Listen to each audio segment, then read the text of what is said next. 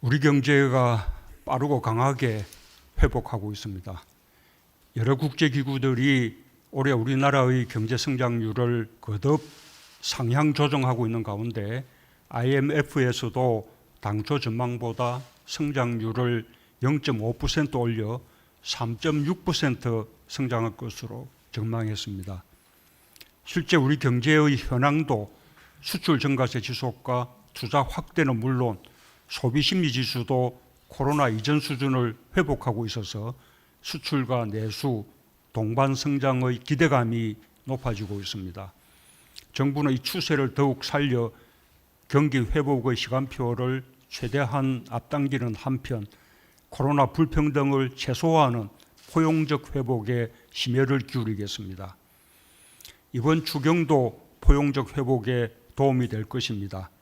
자영업자들을 위한 버팀목 자금 플러스와 일자리를 지키기 위한 긴급 고용 안정지원금 등 4차 재난지원금이 한시라도 빠르게 지급될 수 있도록 속도를 내고 새롭게 추가된 농어민에 대한 지원도 신속하게 집행될 수 있도록 각별한 노력을 기울여 주기 바랍니다. 여전히 코로나 상황은 안심할 수 없습니다. 지금은 방역이 곧 경제일 수밖에 없는 상황이므로 보다 철저한 방역 관리에 매진해 주기 바랍니다.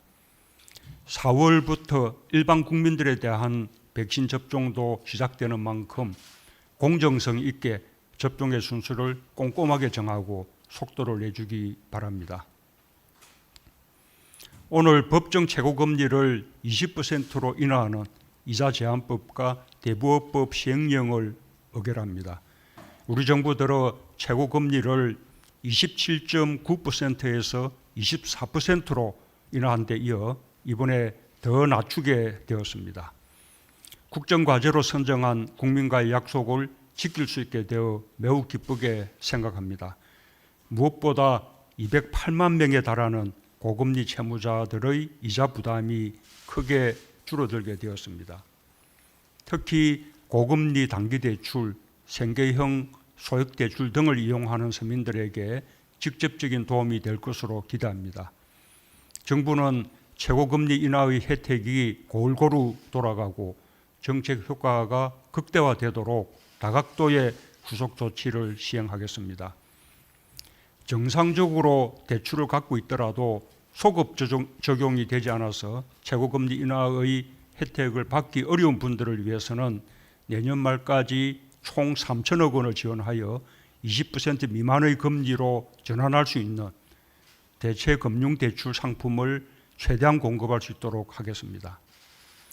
대표적인 정책 서민금융인 햇살론 금리도 17.9%에서 15.9%로 낮추고 성실히 상환하는 분들에 대해서는 금리를 더욱 낮출 수 있도록 하겠습니다.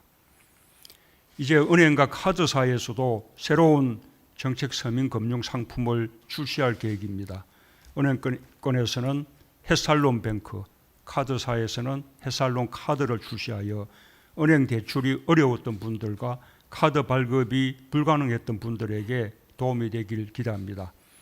한편으로 불법 사금융을 건절하기 위한 노력도 더욱 강화하겠습니다.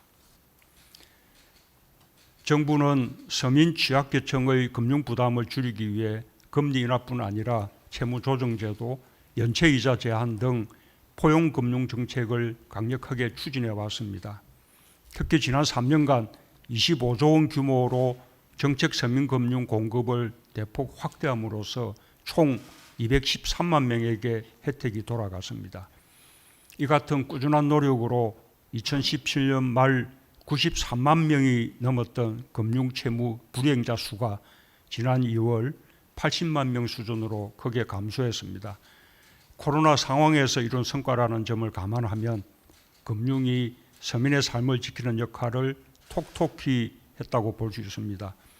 지난 1년 위기 상황을 버티는데 금융의 역할이 매우 컸습니다. 정부는 재정 투입과 별도로 175조 원 이상의 금융 지원 대책으로 경제의 위기 극복에 총력을 기울였습니다. 특히 소상공인과 중소기업 대출에 대한 만기 연장과 상환 유예를 통해 어려움이 가중되지 않도록 최선을 다했습니다. 금융당국의 적극적 역할과 금융계의 협조에 깊이 감사드립니다.